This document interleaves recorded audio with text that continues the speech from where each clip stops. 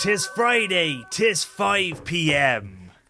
Do you know what I'm doing, Bradley? Is that supposed to be like Cornish, or are you straight up pirate? Because I've But come Scooby Doo. I've come full Scooby Doo it's from the comments. So Oh yeah, I saw that comment roll in. We will dig into that in a second. But no, today is International Talk Like a Pirate Day, Bradley. Is it? Yeah. What? And I thought it would be remiss just generally not to talk like a pirate today, Yeah, pirate. which Wikipedia defines as English with a stereotypical West Country accent. Okay. But also because we were down in Cornwall, there were pirates We were. in Cornwall way back when, and indeed their rugby team is called the Cornish Pirates. Are they? Yeah. So it's all serendipitous. It all comes together. This is all planned. We planned to go down to Cornwall the week of Talk Like a Pirate Day. Talk like a pirate day. I'm struggling with this as a thing. I thought this is the kind of thing that you would already know everything about. It's a pretty amazing mean, story. What? Talk like a pirate day? Yeah. Tell me the story. I need to know the story then. I can remember it in my memory bags. So according to Wikipedia, it was created in 1995 by John Bauer and Mark Summers of Albany in Oregon. Okay. And it's since been adopted by the Pastafarianism movement, which worships... this is so Bradley. I can't believe this is new to you. So they're just offending everyone. Yeah. They worship the flying spaghetti monster. Okay. And apparently it is a parody that had a very interesting. I'm going to let you Google it and let people at home Google it. But Pastafarianism seems like quite a fun, interesting story. Yeah. Talk Like a Pirate Day resulted from a sports injury during a racquetball game between Summers and Bauer. One of them, in pain, shouted "Arr!" And the idea was born. But the day that it happened was June 6th, 1995. But out of respect for the observance of the Normandy landings, they chose Summers's at the time wife's birthday. Okay, fair enough. And it's spiraled, so it is referenced in all kinds of programming language, in films, in computer games. The Yorkshire Party. So a regional political party in the UK actually recognised it to highlight issues faced in coastal communities as well. So it's a thing. Okay. It's a thing. I'm just feeling a bit jaded, probably. That's why I'm not getting so excited. But it's nice to be on my high horse for once and say, you're bringing a story that's totally ridiculous and it offends the Rastafarian religion. And the kind of the pirates out there, Somalian pirates, shout out Somalian pirates, shout out China Sea pirates. No, okay. I don't mean that I just was trying to be funny, facetious, whatever. But there's whereabouts in the world, China, I feel like there's North China Sea or something. I hear about pirates out that way, but I don't know. Pirates in general. I love this show called Black Sails, which was like a bit like Game of Thrones, but pirates. And it was cool as hell. And then there was another one called Hell on Wheels, which was Game of Thrones, but cowboys on railways, building railways. Also very, very cool. So Have they're these come out post Game of Thrones, or are they... No, I think they were sort of along the same sort of timelines. But Black Sails, I think it had some crossover in potentially at least one of the actors, and it had one of the pivotal actors in it.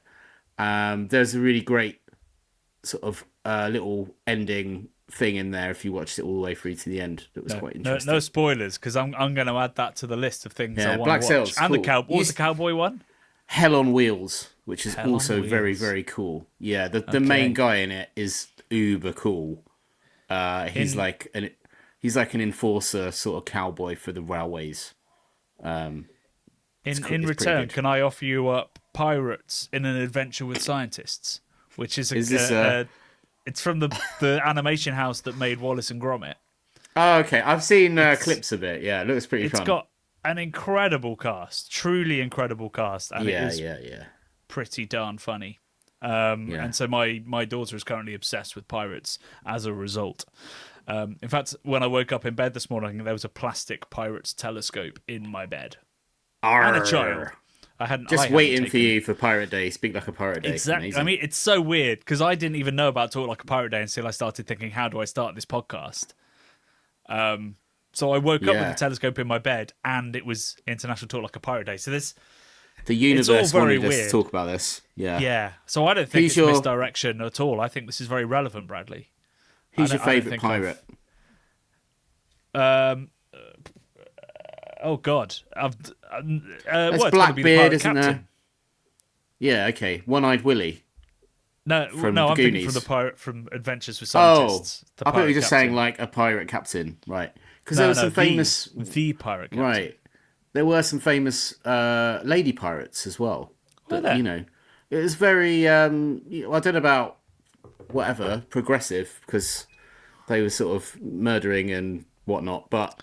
Yeah, there were lady pirates that were just as brutal as the men pirates, you know. Equality in. I think they had some of the best pirating animal sidekicks, right? They had little monkeys, they had great parrots. We're led to believe. From We're all Pirates in, of the Caribbean. Just if you're about to have a beer, pour a beer because Brad's grog. Did they drink grog, or was that more of a thing that you know, the Royal Navy did? I don't know. You drink grog. From my historical knowledge of grog, I think it was definitely started by the British Navy as a way of you know, having safe water and vitamin C.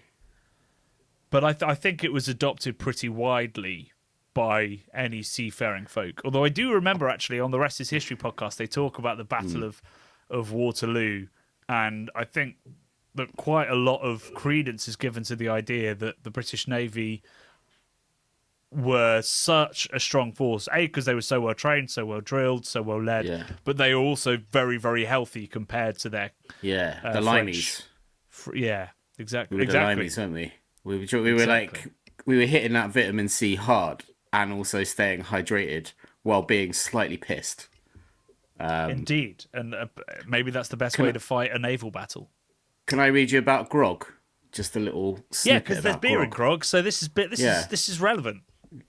Well, there isn't actually. Grog is a drink of rum and water, apparently, named after British Vice Admiral Edward Vernon, nicknamed Old Grog, which is basically where Old Greg, isn't it? That must be where they got Old Greg from. Old Grog. He was nicknamed Old Grog for his grogman coat. I don't know what a grogman coat is. He introduced the watered-down rum ration to his sailors in 1740 to reduce drunkenness. Sailors could add sugar and lime to improve the taste. I thought that was quite good. But yeah, there's no beer. Where's that from? AI overview on my browser. You're saying it's wrong. Those AI summaries are so awful. Handy or awful. Yeah. But they're not even handy because they just lead you down bizarre, entirely inaccurate paths by essentially merging loads of information that contradicts. It says it's in the dictionary, mate. To be fair, it has got it there. It's not that bit that I'm arguing with. I think there's lots of different recipes for grog. That's fine. It's more that they are adding lime for taste and stuff like this. You're like, no, they wouldn't just carry hundreds of limes on the ship in case the rum and water wasn't quite up to scratch. Jimmy, that's... Do you know what this needs? This niche fruit only introduced to the UK in the last couple of decades. Yeah, nonsense.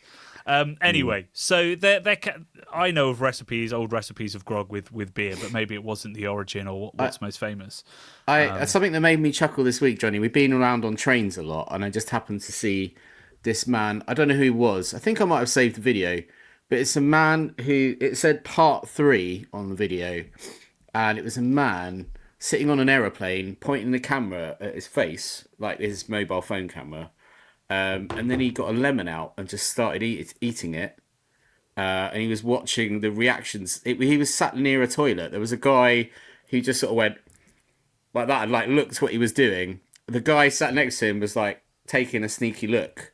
And he just sat there like wincing his way through chowing down on a lemon, which While I thought filming was quite himself. funny.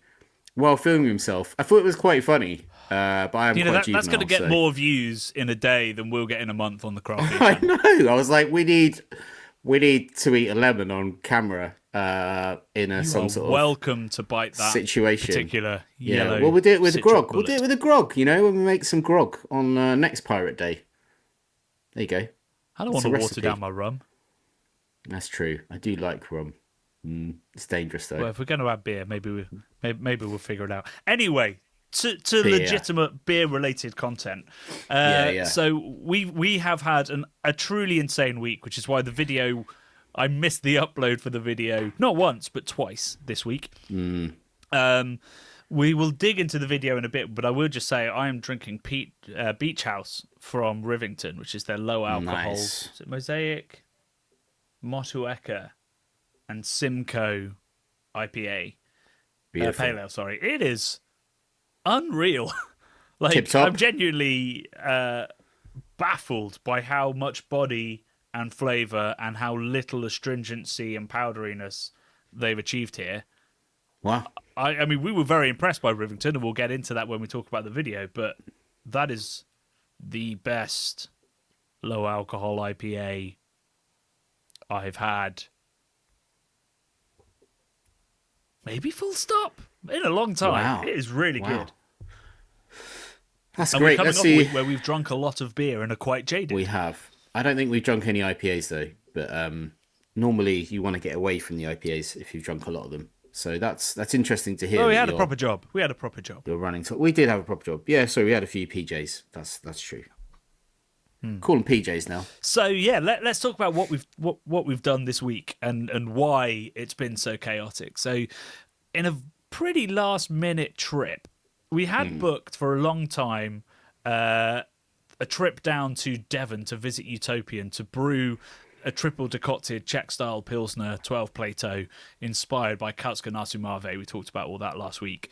That had been in the diary for a long time. Then a couple of weeks ago, St Austell came to us, and they are going to be involved in Keep Cask Alive Series 3, which we've now started filming. But they said, is there anything we can do for Cask Ale Week? Because they didn't have a huge amount that they put together. And we came up with this idea, which we've wanted to do for a long, long time. We sort of tweaked it to fit St Austell, but we wanted to do a proper shift as a brewer, right? Yeah, putting in a proper we've shift. never- Yeah, we've never been allowed to control a brew almost from start to finish. And we've never done all the stuff that comes with being a shift brewer. So generally in a shift as a brewer, you won't just do the brew. You will also be doing other things. Or on another day, you'll be kegging, casking, cleaning. You might be in the cellar or whatever it is. So we wanted to do something that would essentially show everything that goes on in a brewery in one day. And St Austell loved the idea. So on Wednesday, Brad and I turned up at St Austell, crack of dawn, and we put in a shift. We did. And we only broke some of the equipment. You're saying we or you? Well, I mean, you knocked a little bit of plastic off of a off of a shovel, but yeah, I'm the one that broke the cask line. That wasn't. That was just that was like a little disc thing that just fell out the end of something. That was not. It's what I'm clinging to, Bradley. It's all I've got That's to try not and the rescue same. my. That's not my the ego. same. It's But they not the did. same as yeah. They wouldn't. I really wanted to go on that as the thing that you broke as well, and they were like, "I said my turn," and they were like, "Don't think so. We better move on now." Oh really? Okay. Yeah. They were like, this was a mistake, and that was the first thing we Yeah. did. George, Yeah. head brewer, she must have been like, what have we done? Yeah. And then the bit that I did that followed it, they nobbled me a little bit because they removed something that I was supposed to remove. Because they kept coming through on the conveyor, Johnny, and I was like, there's no thing on it. There's no thing on it. And then afterwards, I said to George about it, and she said, yeah, we took those off for you. Do you know what I'm talking about? I do know. I thought they came off in the machine quite a lot at the time. Well, they do, but I said, that was crazy. There were none of them things on it. And she was like, yeah, because we took them off for you beforehand. Oh. So they didn't You're even giving trust away me the to do secrets. that. People are supposed to think we weren't treated specially, that we Well, weren't moved along when we were fucking things up. I think it might have been a domino effect from you breaking the big expensive robot thing. Oh, inevitably, yeah. Inevitably it was. But we've got very exciting news, Johnny, in that we've got new ways of filming action, haven't we? Yeah, so Which are going to be you in this video. you good folks are going to be subjected to this probably from now on. Certainly heavily in this video until we stop getting excited about it. But so we now have a GoPro, or I should say a DJI. Yeah, it's better. DJI. It's better than GoPro. It's like a really sexy DJI thing, action camera. Yeah. With various sort of ways of mounting it. We got that in so that we could film, me fucking up the cask line, or Bradley adding hops first person, or indeed cropping yeast first person. Yeah. So it's going to be a really exciting video, and it's a real insight into, I think, all the stuff that we don't really cover on the craft beer channel. So we cover all the sexy stuff. We're always adding hops during collaborations. We're always helping with mash out. That's the cliche when you do a collab. But it's got all of the other stuff. So we're weighing out chemicals. We are on the cask line filling casks. We are. I was doing the shaky box thing where they're analysing which we got about half an hour of content of me shaking a wooden box. But that's just to work out how their crush is working within the mash. So it's going to be a really cool video. Yeah, we really did put in a shift. And I really was wearing skinny-ish jeans, which wasn't a very clever thing to do in a sweaty, steamy brew house for a prolonged period of time. It was. I mean, it wasn't even the height of summer, and we were sweaty from start to finish. It is a hard, physical, busy. It's hard graft, man. Those guys couldn't be more different to what we do, where the challenge is the monotony of being stuck at your desk all day. I'm very excited to see the point of view camera. Like, it's like watching Call of Duty, like a video game, but you're a cask brewer. Slightly lower stakes. You're a cask brewer. That's that's the fun element of this video for me. Is it's Call of Duty, but you're brewing cask rather than shooting people, which isn't fun. No. But yeah, it's very cool. I reckon George might have enjoyed shooting me after I broke the cask line, maybe. So that video is actually coming out next week. So I was working on the train on the way back. I was working in the hotels in the morning. I've been working all of today on it to get this out, because it's a pretty ambitious project that was conceived very, very late in the day, but it's coming together quite beautifully, I think. I'm quite excited about it, and it's going to be about packaging it right, getting that title right and that thumbnail right, and I think it could go a little bit outside of our audience and our sphere, and maybe change the minds and get people excited and interested in just what goes into making great cask ale, and not just great cask ale, but great cask ale consistently, which was kind of our big takeaway. Like, the amount of it was over 100 different tests are done on each batch of their beer across, from the moment the ingredients come in to the moment it's served at the pub. It's bonkers. And it shows, Tribute is one of the most reliable pints in the country. And that is down to the work that George and Roger before her, and obviously all of the team do to do 100 tests and understand their beer inside out. So yeah, that's a very cool video that's going to be coming at you next week. A couple of weeks after that will be a feature on Utopian, which we've wanted to do for a long time. I've been working quite hard this year to try and organise visits to breweries we're hyping. So every time we say, do an under the radar or put them in our big in 2025 or whatever, try to visit them that year so that we can tell the full story. So we've got the St Mars of the Desert video to come. That's had to be pushed. That's going to come out just after the festival, because we need to focus on the festival. But yeah, the Utopian one will come out very soon, because obviously that is relevant to the festival, because we brewed a very ambitious beer, didn't we? And it was even more ambitious in practicality. It's the most ambitious beer we've ever tried to brew, surely, in the techniques involved. Yeah, possibly. It's that or the Omnipoyo schedule. Beer, yeah. Oh yeah, I guess the Omnipoyo beer is up there too, isn't it? How many in terms of hours? I guess that boiled for more hours, didn't it? The Omnipoyo one.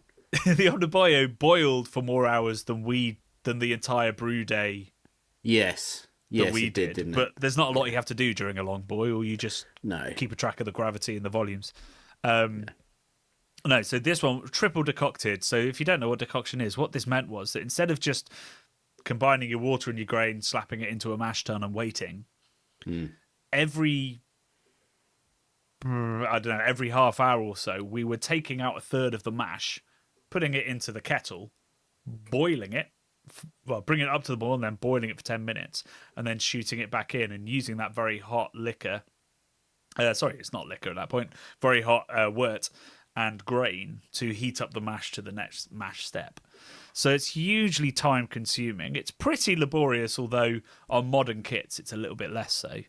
And it was a pretty remarkable thing to see. So there are debates around whether how much difference decoction makes, whether it's worth the effort, whether it makes any difference at all. And so we've done everything we can in this video to try and show essentially that we don't know exactly what is changing. You know, the cliche is Maillard, caramelization. There must be some of that, but it's all the other stuff that's happening. So by the end of the mash, at the start of the mash, it looks completely different to a normal mash because you're mashing in at 37 degrees on a triple decoction. Yeah. 37, 34, something around there. Can't remember. 37 or 38, wasn't it? Yeah. Same as blood. Oh yeah, maybe you're right. Yeah. And when you mash in at that temperature, because you haven't essentially reached the temperature where the starches and the sugars will go into solution, it looks like milk. It looks like oat milk, the mash, which is very weird. And then as you ramp it up, the wort itself gets darker and darker and darker. So you can see that, you know, chemically things are changing. And, you know, we always talk in the craft beer channel about how, you know, these marginal gains that make for a great beer. That is a big change that's happening in the mash, and yet some brewers are still like, doesn't make any difference. You're like, it's absolutely nonsense. You're boiling your entire mash over 3 or 4 hours of mashing, and you literally like explode those grains. You scorch those grains. Black. It was a purely pale malt base, but black grains were coming out. And once we drained the wort out on the mash bed, was covered in like gelatinized like grey powder. Yeah, that was really crazy. Yeah. I didn't want to touch it. You touched it, but it was. Oh, I touched it. It was really like a film, wasn't it? But like a thick film of this gelatinous craziness. Yeah, it which was I've a bit never like, seen before. I don't know, like sort of the scum you get on the sea sometimes. It sort of had that kind of look and texture. It's more velvety than that. It's a weird thing, but essentially we think that's the exploding of the grain. That is endless proteins that wouldn't normally get out of the grains and the husks, just unlocking everywhere. all kinds of crange and strazy. I was I trying like to say crange and strazy. Exactly. That's how tired I am, Johnny. They could Strange be, and crazy stuff they you're could unlocking be, there. I don't know, like slightly ineffective police detective. I think they're a couple of pirates. They're a couple of mates. Oh yeah, that would have been a better callback. Yeah. So we got sent by Jeremy, the head brewer at Utopian, a photo of the wort after the boil, and it is the most stunning colour. So a little bit of caramel in there, and it glows. So we're very excited about this, and this will be one of our 4 collaborations that will be served at our beer festival, Love and Beer 2025, on the 17th of October at the Beer Merchant's Tap in Hackney Wick. Tickets are £25. That includes your first a pour of Oktoberfest, Paulaner Oktoberfest from the barrel. That's now confirmed. Plus a glass, a tote, some goody gubbins in that tote. It includes amazing bottle shares that Brad and I will be bringing. 3 pours of that, 3 pours of homebrew, and obviously all the hop, malt, rubbings. So it's a steal. And tickets are, I wouldn't say they're running out, but we're starting to get close to being full. So if you're going to make the call soon, my friends. Very excited for people to taste that. And given how hoppy most of the other collaborations are at the festival, it's going to be a lot of people being like, give me a Pilsner. We haven't really gone into why we're brewing it. We haven't told the story of what it means. Are we saving that for the video? We did last week. Did we do it last week? I can't even remember. Yeah, and I linked to the video at Cow. Oh yeah. Oh yeah, of course. Yeah. I've got Talked this. about Evan Rail and stuff. Okay. Indeed. Cool. Yeah. So that beer, we don't have a name for it yet, but it'll also be in small pack and available at all the usual Utopian places as well after the festival. send in your ideas for names Ooh, for the yeah. beer. So it's a triple decocted 12-degree Czech Pilsner inspired by Kacka na Sumavi. If you've got a That's a clever, lot. funny joke, let us know. Yeah. It's a lot to think about, you're right. So yeah, that's what we've been up to this week, which is why I missed the upload on Wednesday. It was all uploaded, it was ready to go, and I just never pressed the button because what were we doing at about 4 p.m? Oh, actually, we were just running for the train, weren't we? So that we could That'll get be to it. Yeah, we were running. so that we could get the train to Devon and to Utopian. So I forgot to press go then, and I said I'll send it live at 4 p.m. on Thursday, and then at 4 p.m. on Thursday, we Brewing. were probably finishing off the decoctions. We might have been maybe adding the hops. doing. I think we might have been in that beautiful field recording ourselves. Oh, by doing the intro, Norman, maybe. Maybe, yeah, I think so. Yeah, living our best pastoral lives. So yeah, nice. apologies for that, and apologies to Rivington as well. Because we had, I've drunk lots of Rivington beer. We don't put under the radars out there if we haven't drunk lots of their beer and fully understand what they're about and how good their beer is. But I was so delighted by the beers that we had there in that video. I think it started so strong with that sort of Belgian style table beer, and it finished so strong with that stout, which is still I can remember what it tastes like. It was that good. And in between had some stellar hoppy numbers. And I'm starting to think, I always say that I wish there were more breweries making lots of different styles. And I think I might be a bit wrong in that regard. Maybe there are a lot of them because we keep coming across them and a lot of them are very good at it. Yeah, it might be that, there are a lot of them, but because they're not just brewing hazy, they're not getting hyped. Yeah, they're not getting hyped. Or maybe they are. Lots of breweries are brewing all these different beers, but we're not talking about the other beers they do. I'm sure there's not a lot of talk about Rivington's table beer online, so we didn't know it existed till we tasted it, and it was it was incredible. From start to finish, that lineup was pretty incredible. It was tour de force brewing in every sort of different styley. If their beer lineup was a pirate ship, or maybe if it was a frigate or something that was carrying cargo, it would be an elaborate array of cargo, all incredibly valuable. Gold doubloons, poisonous monkeys. I don't know. To avocados from the Orient or wherever they're from. All kinds of limes. Be all kinds of amazing wonders collected from around the world and brought into a lineup of beers. Incredible. There you go. Couldn't have put it better myself. I couldn't have put it that way myself. Yeah. Really, really impressed with those beers, and definitely now that that's out in the world, I'm looking at how we get up to Rivington and when we get up to Rivington to film that video, because I think also with the farmhouse vibe and the farmhouse beers that they do make and the beautiful tap room, which everybody in the comments was talking about, it seems like an absolute no-brainer to go and make a beautiful film up there. And to see what else they do, because that is far from everything that they do. And I've still got some beers in the fridge that they very kindly sent us, like other styles, more hazies, this low alcohol. So I'm excited to dig further into the Rivington flotilla, the Rivington fleet. Fleet, not quite sure. I think a fleet. Pirate fleet. Yeah. Flotilla's a little bit namby-pamby, isn't it? Yeah, flotilla's what you do on your holidays. Yeah, exactly. Yeah. That's more of a lilo than a dangerous weapon of a vessel, a flotilla. More of a lilo. There we go. Podcast name. What did you find in the comments, and what are you wearing around your neck, Bradders? Well, okay, so I'll do that comment first. So that was from Irish Armstrong 80. Said, Brad bringing the Scooby-Doo vibes with the ascot. I think that's what they're called, the thing around the neck. So it's just a bandana, Irish Armstrong.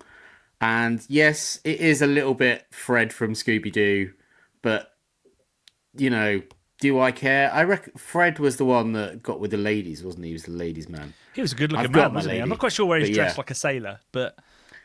Yeah, it was kind of camp, wasn't it? He made Actually, it now I work. think about Yeah. it. Yeah, I mean, you got Shaggy, Velma.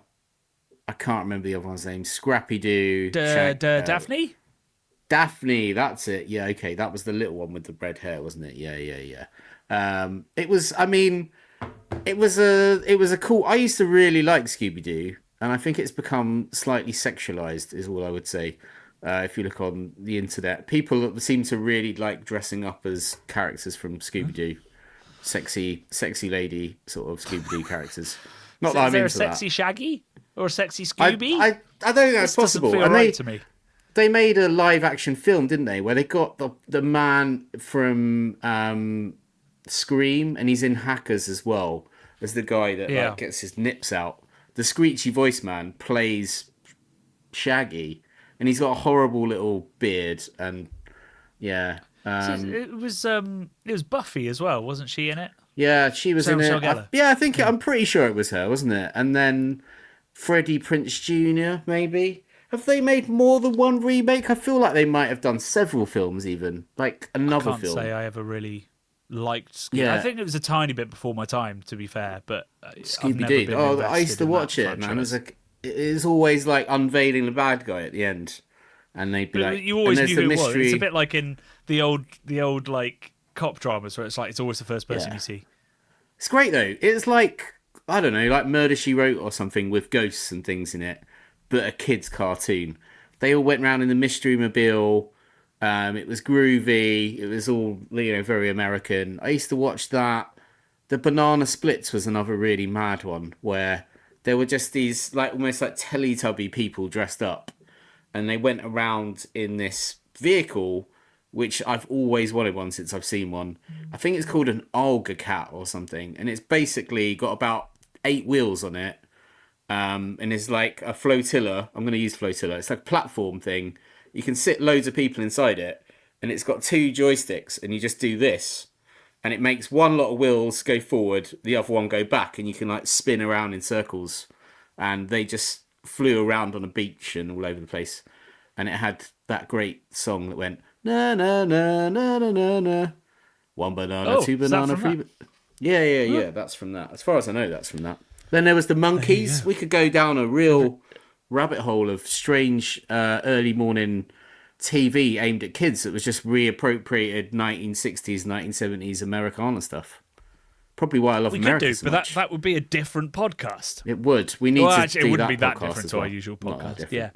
Yeah. What did you find? Any other comments you enjoyed? I had one from friend of the show, Mr. Rougelot. He said he's Uh-huh. always got good comments. Thanks for enlightening us. In a world with so many newish breweries, it's hard to know who to trust, especially when you're overseas. Your feature and under the radar videos are kind of an okay sign to me to go ahead and try and find and taste them. So he's basing his orders off of some of our shows, which is lovely to hear. Thank you. Yeah, I mean that's a great point. That's kind of what that we're trying to do. Quite, Yeah. yeah. I mean, certainly, obviously, these videos are a little bit more UK centric, and we tried when we're talking to try and obviously offer knowledge and insight to people that can't taste the beers. But definitely, it's a real minefield now, particularly because it's so expensive to get beer from abroad. I'm really glad that's helping you when you see it know what to drink. And it's not only we don't only pick these breweries because they're great breweries. We also are about as confident as we can be that these are ethical businesses, run by good, friendly, wonderful people. So you can Yeah. feel secure from a sort of an ethical point of view. That's always a big part of what we do when selecting who's going to be in these videos. I got a comment. Well, 3 comments were put in by Ophia Likes Beer. But the one I wanted to dig into is the last one. He says, you talked about hop varieties. I once took one of their, and by there he means Rivington's, single hop IPAs back home in a suitcase. It was amazing. So amazing. I paid 130 quid for another can to be shipped, along with 29 other beers. And that price doesn't Wow. include any beer. So he paid £130 in shipping because he wanted to Wow. taste one of those Rivington beers again. Wow. Hang on. Where do we know where they're from? where did that ship to? Yeah, not sure. Not sure. Probably somewhere in Europe at that price, Wow, and it's with amazing. the issues of getting beer across. So that is how much this person enjoyed these beers. They really are very great. The other one I wanted to pick out is from Rory Amore, 5306, who took my quote where I said, "It's strong, 5%," and the Americans just said, "What?" He says, "That was me. What?" So, I mean, I was being slightly I was exaggerating slightly. 5% I wouldn't say is considered strong, obviously, in the craft beer community. But for fruited sours are usually, in America, fruited sours are like 8 or 9%. Yeah. In the UK, we don't tend to make fruited sours that strong. Mostly because the duty you would pay on that, on top of all of the fresh fruit and the fact you've made a beer, would just make it absurdly expensive to sell. So, 5% from like a wider mainstream point of view is very strong. Most of our beers, cask, the average is probably around about 4 in lagers. Actually, probably similar, maybe a little bit higher. But I consider a beer that's 5%. I wouldn't drink many pints of something over 5. That's sort of where you start to get into. You go from crispy boy to risky boy, as Danger territory. our glassware says. Oh, nice plug. So I might be wrong. I might be wrong in saying that's strong in the UK, but I think it is. Maybe that's just 'cause we drink maybe more regularly than your average person, so I'm pretty mindful about ABV these days. Didn't used to be. Interestingly, Rivington don't have a web shop. So usually we can just sort of go, here's the link, go buy the beer, please. And I've been absolutely delighted to hear that some breweries that we featured have seen a real bump. I think somebody described it as like Christmas Day. Not Christmas Day, like the lead up to Christmas, off the back of one of our videos, which is very exciting to me. They don't have a web shop, but they are carried by lots of independent bottle shops. So do give them a look. I think we got some of the beers. I think it's Dexter and Jones bottle shop. I forget where that is. But I think you can get it from there, pretty wide range. And there are lots of other places where you can get it. So go track it down if you can, or if you just see it out in the trade, do grab it because it's very much worth it. And I know lots of people love the 500ml can as well. You feel like you're getting your money's worth, don't you, with 500ml? Oh yeah, definitely. Yeah, that's all from us this week, actually. We've got to get back to editing the St Austell video, which is going to suck up the next 5 or 6 days of my life, but I think it's really going to be worth it. So just a couple of really quick announcements. So next week is obviously our St Austell video, and within that there will be a little plug. But if you haven't signed our petition to get the UK government to recognise cask ale as living heritage, please go sign that if you're a UK resident. And also, please, if you have signed it, send it to some friends. Just send them the link. Say, this is worth signing. This is important to sign. We've got 2 weeks, just over 2 weeks left. Just under 2 weeks left until we have to close the petition. And we know we're not going to get to 100,000. And as I've said in previous podcasts, we don't necessarily need to anymore because we are talking to several departments in government and we have the backing of the entire industry now. So it's done its job in that regard. But what we are doing now is to get as big a number as we possibly can so that when we provide evidence to UNESCO or indeed to the UK government, we have a huge number to show what is sort of called community or industry buy-in. So it's this proof that it's not just me and Brad thinking that this is worthy of recognition. It's showing that there is a wider public interest in this. So 36,000, which is what we're at now, is a great number. But I would love to try and get to 50,000 if we can over the next 2 weeks. So we've got Keep Cask Alive. We've got Cask Ale Week happening next week, which should help. Yeah. And hopefully our video will help as well.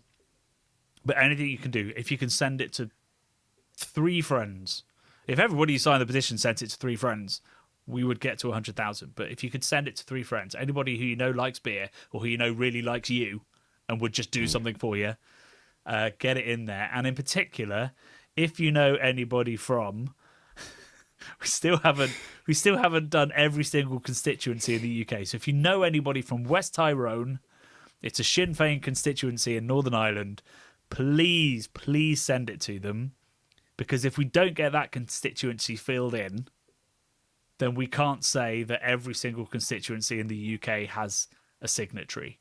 So my main aim for the next 2 weeks, as far as this petition is concerned, is going to be finding somebody from West Tyrone. We need to jump on a jumbo jet and go over there and just fly over. I mean, I'm thinking I need to do an Instagram reel that just sort of says, "Hi, are you from West Tyrone? Yeah. Would you like to do me a really quick solid?" That's what so we need. I might make we that need next that. week. Yeah. Or if you know somebody, we can save me the bother. But yeah, please go sign the petition or send it to your friends. Please do check out on Wednesday our video with St Austell, because I think it's going to be quite special. And from there, we've got lots of brewing happening. So we're at Drop Project next on Tuesday. Tuesday. So we're brewing another collaboration beer for the festival. It's a bright IPA, and that's actually a project we're working on with Planet Beer TV, which we'll be unveiling in a couple of weeks as well. So lots of brewing happening, which means lots of brewing videos, and I know you folks love those. So there's lots more content that's sort of out there in the world, which we haven't done much of since Keep Cask Alive. So yeah, watch out for those. They're coming. And obviously, if you haven't bought a ticket yet, get your ticket to Love and Beer. Buy a ticket, yes. Alrighty. Well, we'll see you on the cask lines of St Austell in 6 days. And until then, have a great weekend. Be kind to each other and sign the petition. Love and Beer.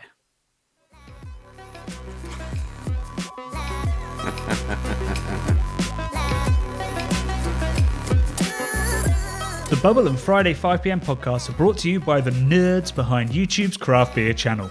You can watch over 400 mini documentaries at youtube.com/the Craft Beer channel. And if you love what we do, support us via Patreon and get access to merchandise and our amazing Discord forum, a positive and welcoming space for everyone who loves beer, food and homebrewing. Love and Beer.